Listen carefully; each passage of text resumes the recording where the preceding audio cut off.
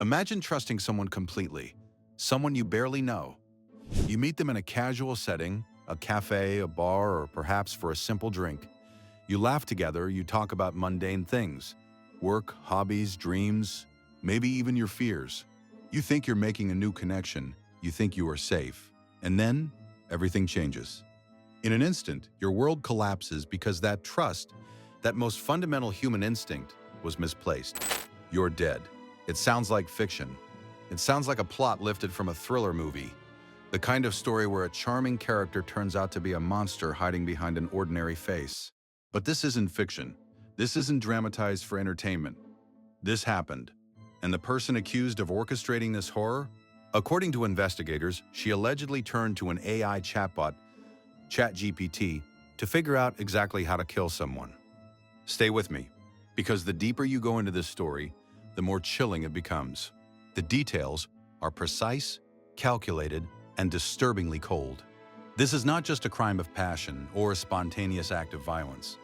This, investigators say, was planned down to the last drop. Her name is Kim. She is 21 years old, young, intelligent, unassuming. To her friends and family, she was normal, smart, sociable, quiet, someone you wouldn't think twice about in a crowded room. But according to authorities, beneath that normalcy lay a mind capable of something sinister. She is allegedly responsible for the deaths of 2 men in their 20s and may have been preparing for a third. What makes this case even more shocking is the role technology allegedly played. ChatGPT, a widely used AI chatbot known for helping students with homework, professionals with writing, and curious minds with research, became, allegedly, her personal guide to murder. Investigators say she asked the AI questions about prescription drugs and alcohol, how they could be mixed to create a lethal concoction, and what dosages would be fatal. Each question, each calculation, allegedly shows that she knew the exact consequences of her actions. This wasn't a reckless experiment. This was premeditation, executed with cold precision. The timeline is particularly haunting. On January 28, 2026, in Seoul's Gangbuk district, a quiet motel became the stage for a calculated crime. A young man in his 20s walked in, expecting a casual meeting. 2 hours later, he was dead. Investigators say he died from a lethal mixture of sedatives and alcohol, and according to their reports, Kim allegedly asked ChatGPT hours earlier exactly how much of these substances would be fatal. She poured the drink, laughed with him, talked casually about the day, while allegedly knowing that he would not leave alive. Can you imagine trusting someone and realizing too late that your life was at risk? That the person you shared your thoughts, your stories, your laughter with had meticulously planned your death? 2 weeks later, on February 9th, 2026, another man in his 20s met a similar fate. Another motel. Same method. Same chilling precision.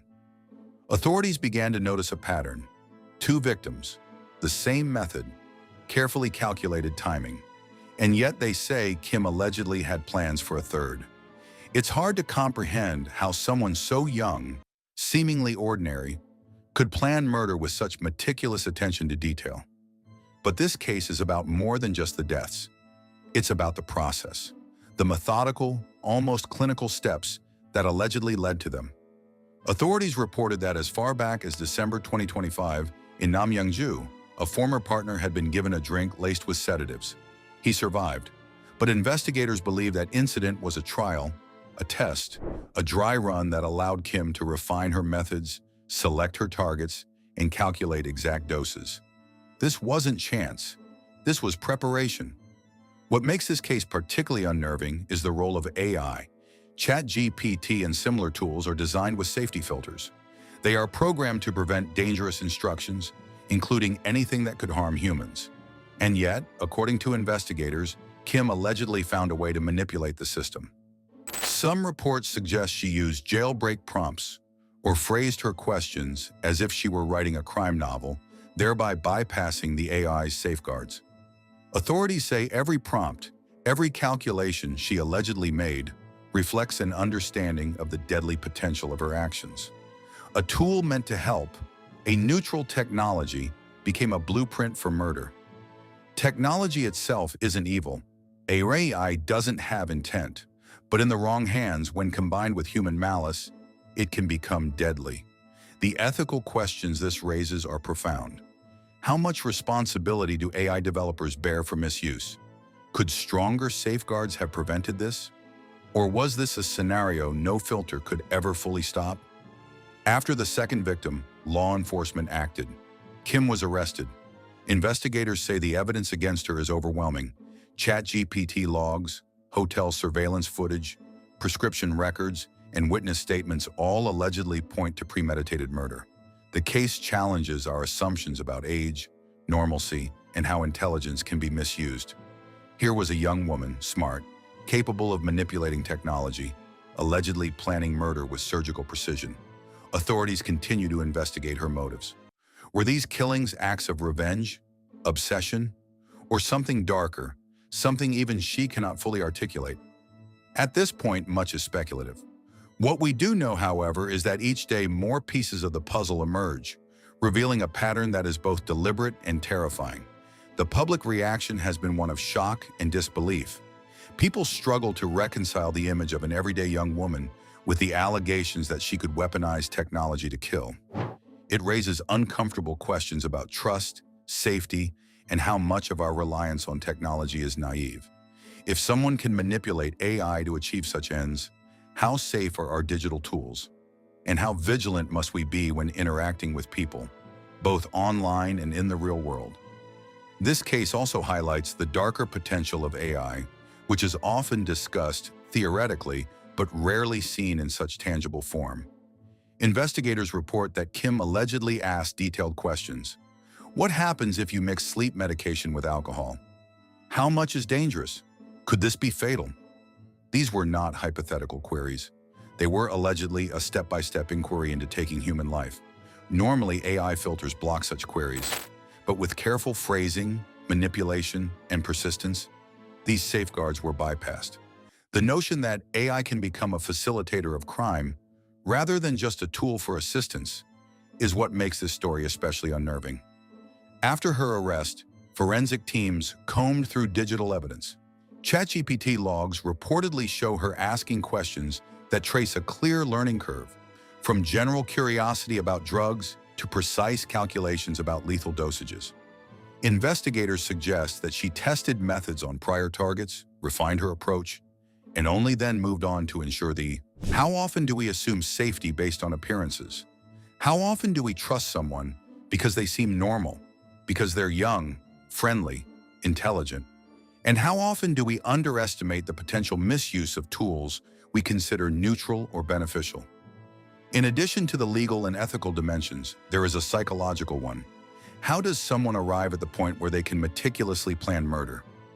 The blend of intelligence, curiosity, and cold calculation in Kim's alleged actions points to an unusual, dangerous intersection of traits. Strategic thinking applied to unethical ends.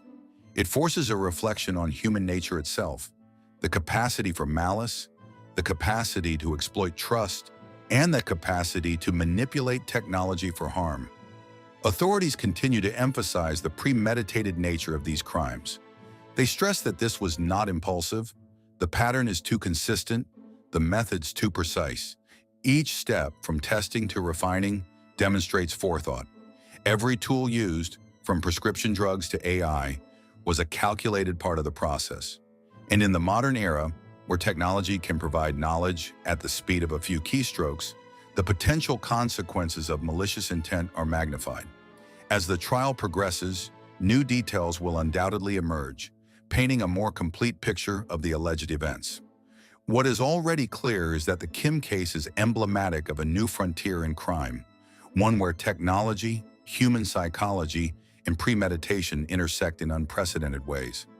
It is a story that forces us to ask questions we would rather avoid about AI safety, human intent, and the fragile trust that underpins social interactions. For those following the story, the unsettling truth remains. The combination of human malice and technological capability can create scenarios that are not only frightening, but almost unimaginable. Kim's alleged actions demonstrate that intelligence and youth are not safeguards against harm. They can, in the wrong hands, become accelerants for violence. As the world watches, Debates rage about responsibility, prevention, and oversight. Some argue that AI companies must implement stricter controls, better filters, and continuous monitoring. Others contend that the onus remains on individuals, that no amount of technological safeguard can prevent determined malicious action. Perhaps the reality lies somewhere in between, in a careful balance of human vigilance and technological restraint. Ultimately, this is a story that will continue to unfold. Kim allegedly faces multiple charges, the victim's families seek closure, and authorities work to understand the full scope of what occurred. And while the public absorbs the shocking details, the story forces a sobering reflection. The world is becoming increasingly complex, and the tools we create, no matter how neutral in design, can be twisted by intent. Trust, intelligence, and technology, the three pillars of this chilling narrative, remind us of the fragility of safety in the modern world. We like to believe that young people are innocent, that technology is neutral, and that casual social interactions are safe. This case shatters those assumptions. It is a cautionary tale of what can happen when intelligence and trust are weaponized, when curiosity becomes calculation, and when technology is exploited to take life rather than enhance it. The trial will continue and the full story will eventually emerge. Until then, society is left grappling with difficult questions.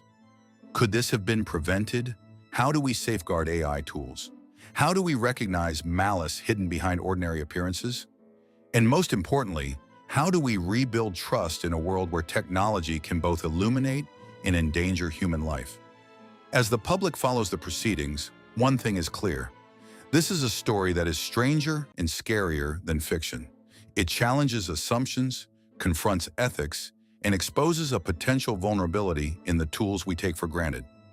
Kim's alleged crimes, if proven true, are a stark reminder that intent, when combined with knowledge and technology, can be lethal.